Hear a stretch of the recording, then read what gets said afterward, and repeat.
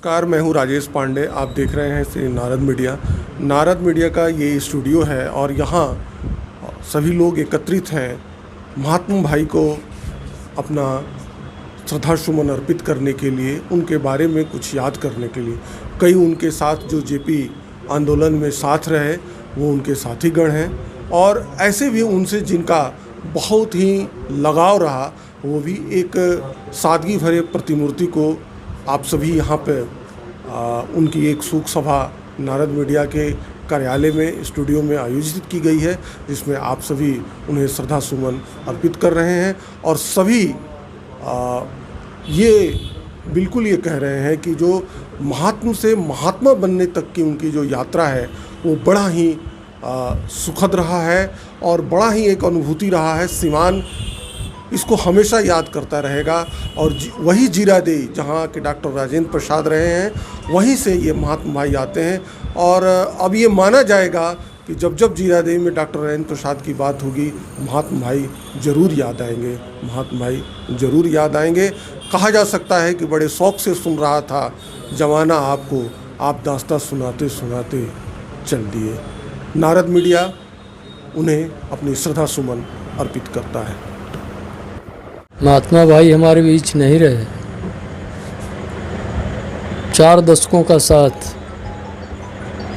यह सन्नाटा जो आज सिवान में उनकी मृत्यु के बाद पसरा है, मुझे नहीं लगता कि आने वाले दिनों में यहाँ के सामाजिक सरोकार से संबंध या मुद्दे जो उभरेंगे उस पर खड़ा होने वाला वैसा साहसी व्यक्ति, नेतृत्व करने वाला व्यक्ति अब मिल पाएगा। ऐसा कोई भी मुद्दा सिवान से जुड़ा हुआ नहीं होता था पिछले 30 वर्षों से मैं देख रहा हूँ, जिसमें चाहे अनचाहे, बुलाएं न बुलाएं, उस आदमी को अगर जानकारी हो जाती थी तो वह सुरवल से सिवान आने में आधे घंटे का समय लेकर हाजिर हो जाता था वो आदमी। यह कमी सिवान में कभी शायद पूरी न हो और सिवान उनके व्यक्तित्व की, उनकी सादगी और उनकी सहजता को कभी भुला नहीं पाएगा। ईश्वर उनकी आत्मा को शांति प्रदान करें। धन्यवाद। मैं क्या कहूँ, एक पंक्ति याद आती है, यह सांझ उषा का आंगन, आलिंगन विरह मिलन का, चिरहास्य अश्रुमय आनंद रे इस मानव जीवन का। महात्मा भाई के विषय में मैं किस अनुभव को साझा करूं समझ में नहीं आ रहा है, इसलिए कि 1974 से मेरे सानिध्य में रहे हैं, हम उनके साथ रहे। कल अचानक छोटा भाई छोड़कर चला गया। भगवान उसकी आत्मा को शांति दे। उनके बहुत दुख हुआ क्योंकि मेरा उनका परिचय पचरुखी में हुआ था, जहां उनके पिताजी स्वास्थ्य विभाग में ड्राइवर थे। फिर जेपी आंदोलन में हम भी और वो भी सिपाही के तौर पर शामिल हुए, इसलिए मेरा तो जेपी आंदोलन से पहले से उनका परिचय था। वैसा सादगीपूर्ण व्यक्तित्व, सामाजिक सरोकार से संबंध रखने वाला चला गया, एक स्थान रिक्त हो गया। भगवान उनकी आत्मा को शांति दें।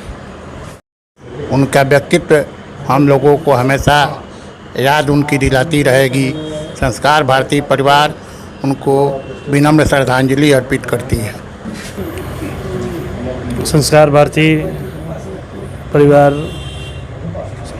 सुन करके स्तब्ध है। भगवान उनकी आत्मा को शांति प्रदान करें।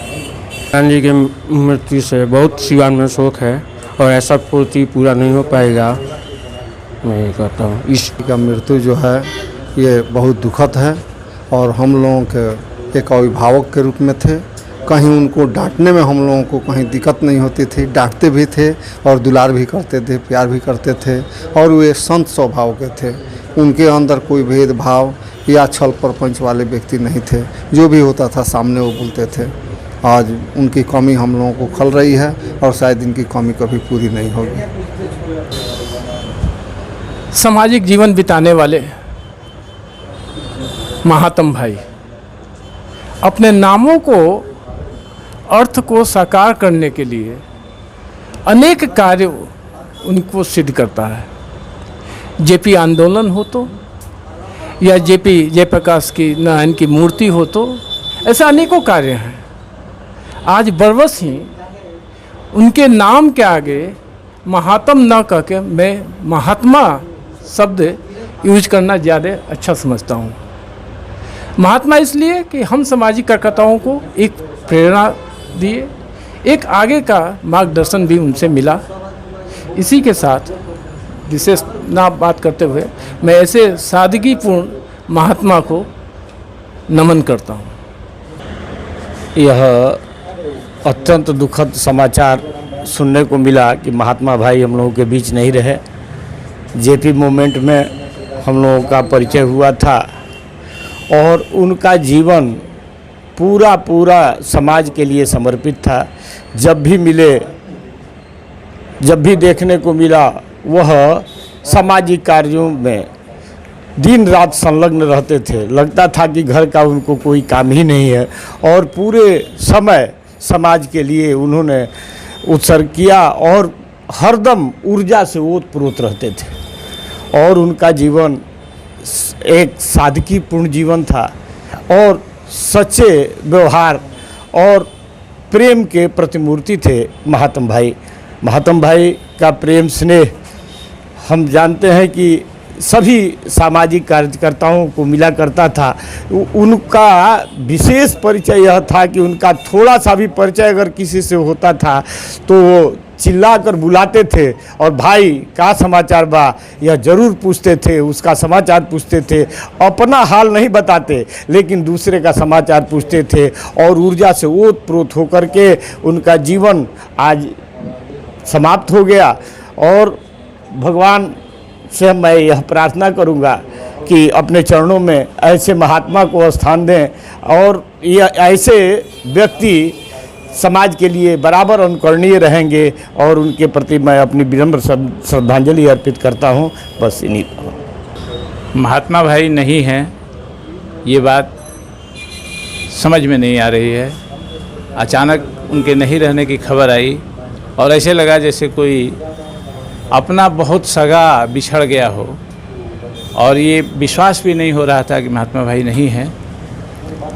2-2.5 दशक से जब से उनसे हम लोगों का एक जुड़ाव हुआ तो चूँकि सामाजिक कार्यक्रमों का आयोजन, ऐसे सामाजिक क्रियाकलापों में जब कभी भी हम लोग सोचते थे तो पहले महात्मा भाई का नाम सामने आ जाता था कि महात्मा भाई रहेंगे, ये कार्यक्रम जो है ऐसे होगा।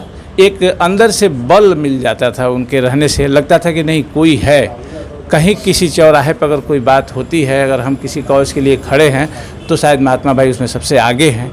यह प्रेरणा और यह ऊर्जा का जो स्रोत था आज हम लोगों के बीच से समाप्त हो गया। काश आज जो परिस्थिति हम लोग आज यहाँ पे खड़े हैं, आज महात्मा भाई के संदर्भ में जो बात करने के लिए हम लोग यहाँ पे खड़े हैं, यह बहुत ही दुखद है और बहुत मर्माहत करने वाली है। आने वाले समय में महात्मा भाई की कमी को पूरा नहीं किया जा सकता है। यह सिवान उनके लिए याद आता रहेगा और हम लोग सदैव उनको याद करते रहेंगे। ईश्वर उनको अपने श्री चरणों में स्थान दें। मैं अपनी विनम्र श्रद्धांजलि उनके प्रति अर्पित करता हूँ।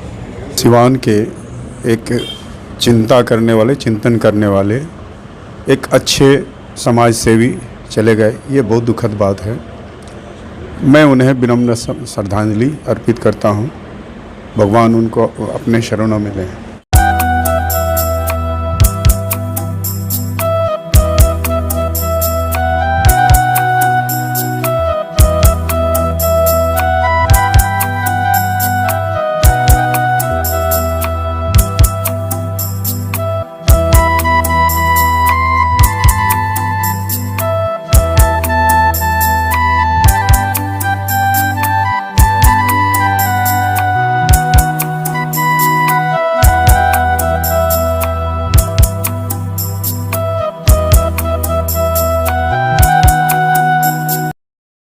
जी हाँ, JR कॉन्वेंट दोन में 17, 20, 21, 22 के लिए नामांकन प्रारंभ।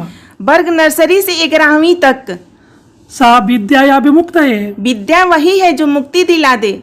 JR कॉन्वेंट इसी दिशा में एक सुनहरी सोच है। अज्ञानता, कष्ट, कलेश एवं दुर्भिक्ष आदि से आदमी को मुक्ति दिलाने हेतु ही JR कॉन्वेंट का निर्माण किया गया है।